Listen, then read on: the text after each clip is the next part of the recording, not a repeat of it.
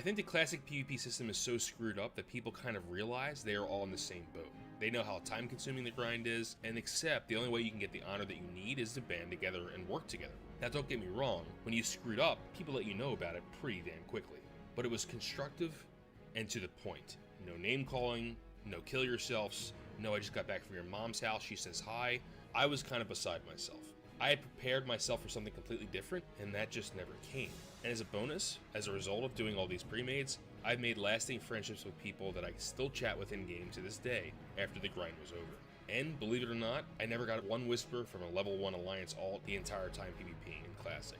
Overall, outside of the time required, I actually miss doing pre-mades in Classic. And let's be frank, I don't think the level of toxicity in Classic PvP is any different from Retail. I've played Retail on and off since the game's launch, and have done my fair share of BGs, RBGs, and Arena. And the level of toxicity I have experienced is comparable across both versions of the game, especially in normal BGs and Retail, which serve as a direct comparison to the vanilla PvP system.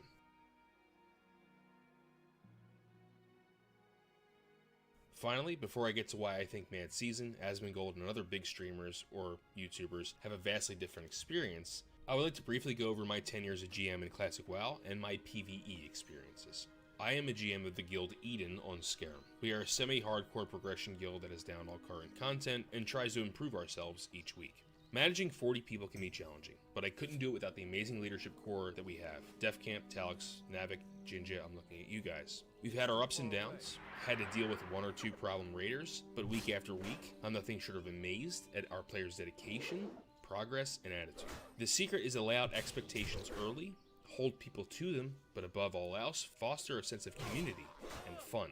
We get the job done, but we have fun doing it. That's the tenet we stick to, and the one that will lead us to killing KT. But I realize that for many of you, you have less than an optimal guild experience, and not everyone who is a GM should be one.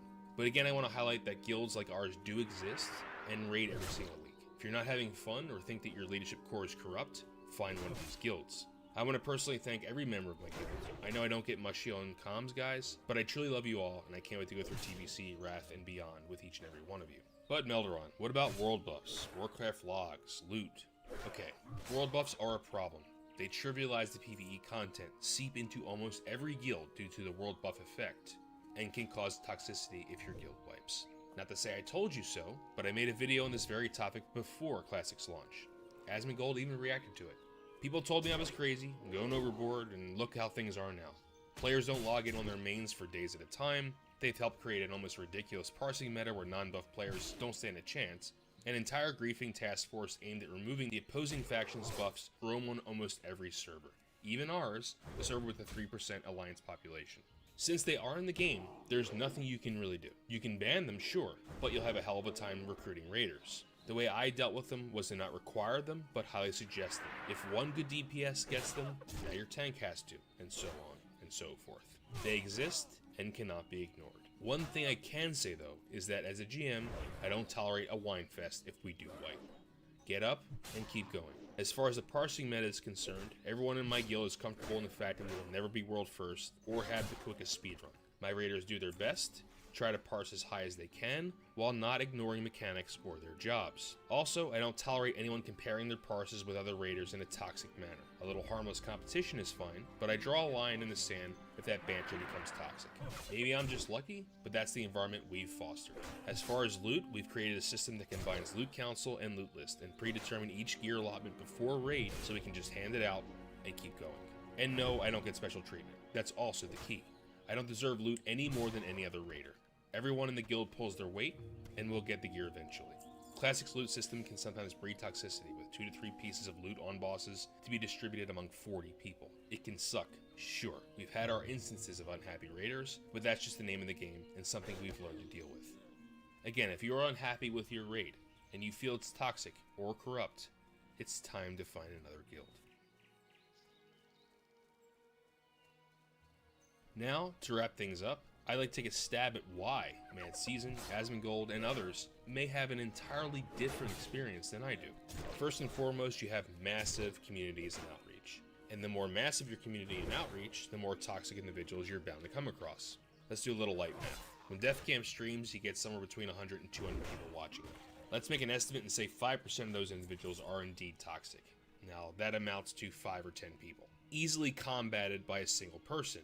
However, when you stream to an average of 36,000 people, like Asmongold, that amounts to approximately 1,800 toxic people. Now, can you imagine being bombarded by the negativity of that many people? I sure can. The human mind isn't made to handle that much negativity, and we are hardwired to remember negative emotion or negative experiences. It's a survival mechanism. I bet you can remember every time you or a loved one was in danger, but can you remember each of your birthdays and what you did on each of them?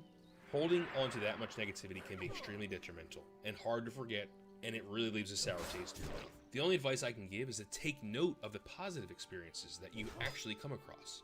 I take screenshots of fans PMing me in game not to build my ego. Rather, I do it to motivate me when I'm feeling down. It pushed me to make this video and gives me the will to keep making content. Next, and likely most importantly, I think big streamers and YouTubers made a mistake by all being on one server, Fairlina. When you stream to a big audience, you're exposed to more negative people, as I've already stated, but you also attract a certain type of player, players that get their rocks off, making you mad. When you're in the limelight, you are bound to get haters. I guess it's all part of it. It sucks, and honestly, I feel for you guys. But when you combine all those communities into one server, you're almost guaranteed to get a massive amount of people that are jealous of your success, your impact, and just want to one-up a popular streamer. I'm not saying you deserve it for being big and successful, but it's not surprising to me at all when this happens. I wonder if you tried playing off-stream with a name no one knew on servers like Bloodsail Buccaneers, if you would have the same experience. I heavily doubt it. My final point has to do with the content you do and how you decide to play it. I feel that the vast majority of Mad Season's negative experiences came from doing high-end pre-made PvP. As I said before, I just think that PvP spawns a lot more toxicity than PvE because it pits players against other players. As Asmon said, the fact that any person can PvP with anyone else, regardless of some sort of ranking, like there was in TBC Arena, causes the floodgates to just open more negativity. Now combine that with the previous 2 points I made, and you've created a perfect storm for toxicity. And briefly, as far as PvE goes, if your guild is toxic, then why play in it? Some of the responsibility is on you to make the environment you'd like to play in. If you don't like the parsing meta, if you don't like people arguing about parses or world buffs, it's time to find a guild that maybe doesn't take those things as seriously. Just some advice. To sum things up, I would like to talk about a video that Cargos made before Classic launched entitled 5 Reasons to Play Classic WoW Retail vs Vanilla. In the video, Cargos highlights the leveling experience, class identity, pacing, and the world as reasons to play Classic WoW. However, his number one reason was the community. In a game where you are forced to put yourself out there and experience the world with other players, you are bound to experience hate, just like in real life. However, Classic rewards those who work well as a team, those who do things for the greater good. Classic has and will always be about the community, for better or for worse. In my experience, it's been great, and I want to thank all of you out there who I've come across and gave me a nod, a wave, a salute, or a PM. You are the reason I play. In a game where endgame PvE isn't that challenging, and PvP prowess is based on time commitment rather than skill, what's left is the community. And what a community it is. Whether it's a 40-man Shaman MC, a 3-man Onyxia, holding Iron Force hostage to make a statement about cross-faction collusion, or classic hardcore. Mad Season, I hope that I didn't come across in this video as someone who wanted to invalidate your experiences. I 100% believe that these things have happened to you, and I feel for anyone going through that level of toxicity in the game that they just want to enjoy. But I have to end this video stating this. I can't relate. My experience is different, and I want to highlight how amazing this community can be, and has been for me. I'd like to leave you with the quote from J.R.R. Tolkien. Remember what Bilbo used to say? It's a dangerous business, Frodo. Going out your door, you step onto the road, and if you don't keep your feet, there's no knowing where you might be swept off to. Bonus content. Hey guys, thanks for watching this video. Before I say goodbye, I want to give you all some advice. I'm sure you've been on the receiving end of an online bully or a toxic individual. Here's how I deal with them. Usually you get a message like this one. You're a waste of human life. Why don't you kill yourself? Okay, you've encountered a troll. You may want to either ignore them from the start or continue arguing back. First, don't ignore right away because at some level they feel like they've won. Also, don't stoop to their level and start berating them. Here's what to do. Think of the most inane, random thing possible and talk about it. I usually go with movies and my dog. Do you like Gladiator movies? My favorite is Gladiator, hee hee. I just got back from your mom's house. You want to know what's for dinner? I have a German short-haired pointer. His name is Enzo. I love him. Fucking piece of shit. You're trash. Have you ever been to France? Guys, I'm telling you, this works 100% of the time. It either disarms them and they actually play along, or they just ignore you, and now you've won. Anyway, I hope this helps some of you in case you ever come across a toxic person in game. Take it easy, keep on keybinding and grinding, and enjoy the classic WoW community.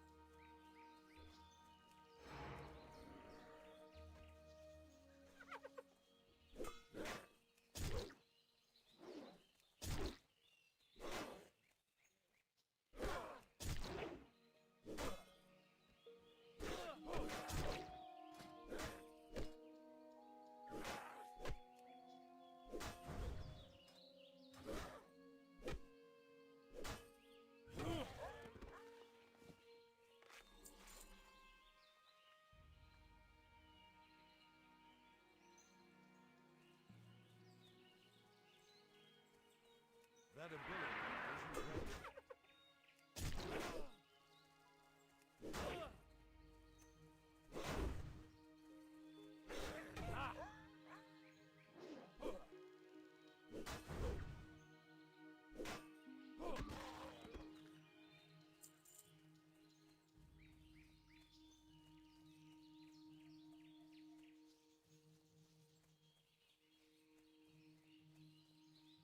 Not ready.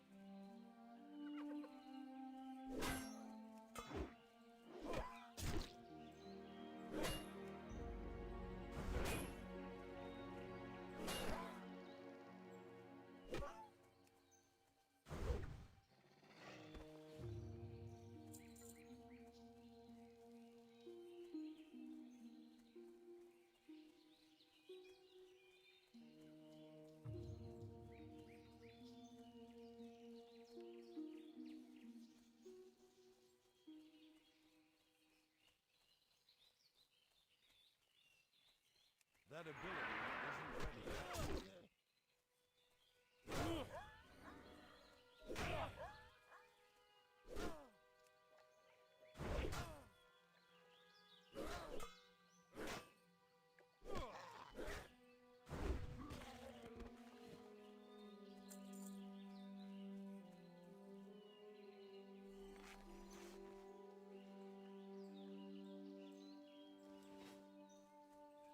I'm out of range.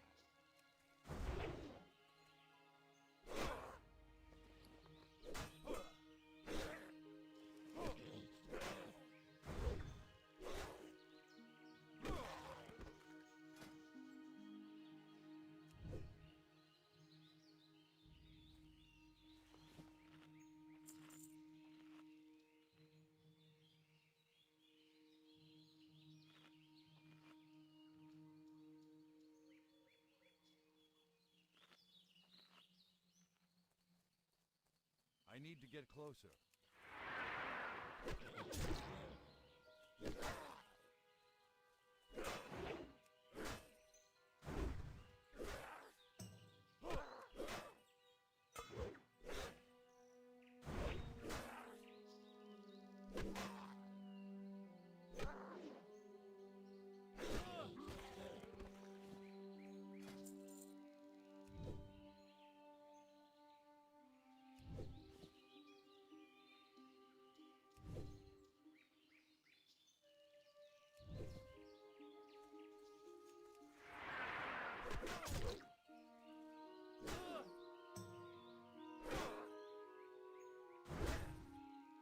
Powered up, get her to the ice lake. Hell, I mean, I'll leave a bit running. I mean, that. What about Armor 3 Anti-Stasi? You guys gonna play it again? Don't know. To be fair, we played a lot of Anti-Stasi. We did many, many, many games, so I don't know if Anti-Stasi has anything more to show us. It did get, yeah, towards the end it did get kind of like, well, we've kind of seen all this before. Okay. Right. So, what I'm going to do is I'm just going to order the batteries for Meridian. I'm just going to intentionally drain... Wait, batteries... I'm going to order full recharge mode, so I just want the Meridian to drain all power from everything else. So recharge mode, so in 6 minutes they'll have full power.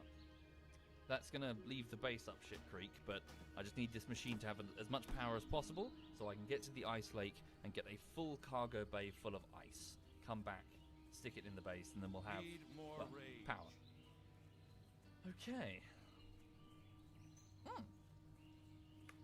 Let's go to cargo bay on this vessel. Show me large cargo bays elsewhere, and I'm just going to drop off. Whoops, not that. Drop off all of these parts that I do not require, just to give as much room as possible for ice. Is that full? Near empty. Okay. Zedif Digby's in the chat, everyone. Hi there, Digby. Hope you're well, sir. So the music is a bit quiet. I'm just going to turn it up. Okay, do I have any additional 240mm? So that's the, I mean, ooh, wow, okay, we do. Lots for the heavy guns, in fact. Okay, 240, wow, okay, we've got loads. I must have, did I order these? I think I'm the only craft that uses these weapons. We've got 400, okay, we've only got one shot of the main batteries at the front. And what was the other thing? It was flak, right? 40mm, yeah, here. Nice. Yeah, our own flak turrets. Okay, so our turrets have teeth. Quite a lot of, yeah, holy shit. Right, leave that there for a second. Just let it power up in a few minutes, and then we'll fly over to the ice lake. Right.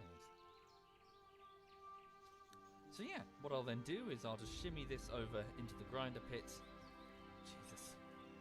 Look at all the derelict stuff. This isn't even from this ship. We use this area as a junkyard to drop off anything we're grinding.